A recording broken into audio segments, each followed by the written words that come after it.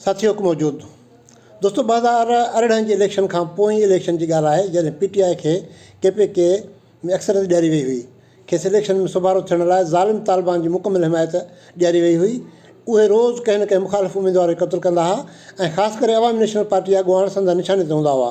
उन नमूने ANP लाशनि ढोइण वारी कृत्य में फाथल रहंदी हुई ऐं असांजो ख़ान वॾे छांगर सां तालिबान जी बंदूक जे साए में इलेक्शन मुंहुं हराईंदो हो।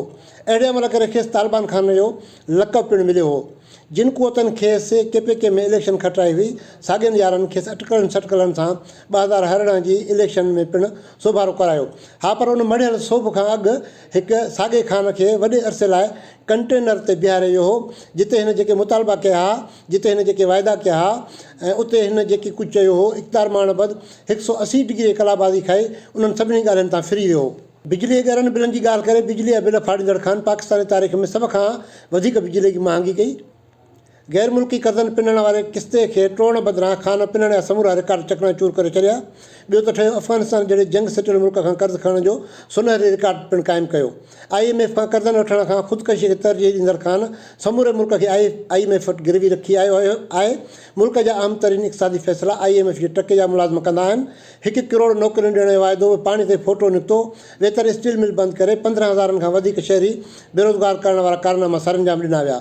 संदनि हुकूमत हलंदे हिकु जज वेंदे 16,000 मुलाज़िमनि जूं नौकरियूं चट करे वियो हो, जंहिं ते तहरीक इंसाफ़ वारनि जो मौक़िफ़ पिणु इहो हो त इहे सभु अहिड़े ते लताड़ कंदे भर्ती कया विया हुआ। इहो फ़ैसिलो बाद में आला अदालतुनि रद्द कयो।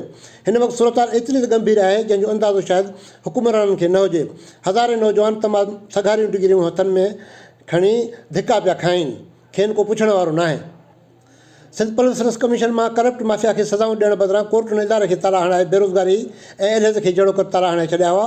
IBA सखर पारां सेकेंडरी प्राइमरी उस्तादनि जी भर्ती लाइ वरितल साफ़ शफ़ाफ़ नतीजनि खे सिंध जे नामनियाद शहरी पार्टी MQM चैलेंज कयो आहे ऐं उन नमूने ॾुखे इम्तिहान पास करण बावजूदि नौजवान रोज़गार हासिलु करण खां महरूम बणाया विया आहिनि।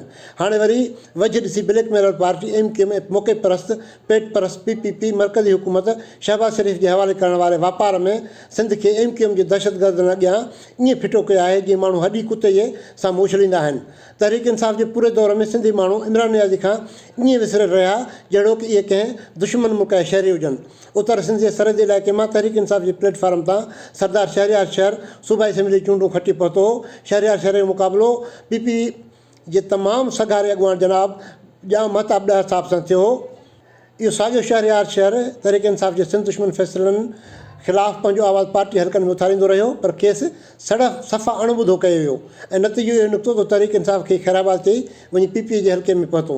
PP हुजे, तहरीक इंसाफ़ हुजे, मुस्लिम लीग नून हुजे या का ॿी पार्टी हुजे, उहे जेकॾहिं के बि सिंध दुश्मन फ़ैसिला कंदा या अमल कंदा त सिंध जा बाशऊर माण्हू ख़ामोश कोन वेंदा। हर फोरम ते संदनि कुधनि ऐं कारनि करतूतुनि खे वाइखो कंदा। सघारी मज़ाहिमत सां संदनि अवाम दुश्मन, सिंध दुश्मन, पाकिस्तान दुश्मन खे मनसूबनि खे रद्द कंदा रहंदा।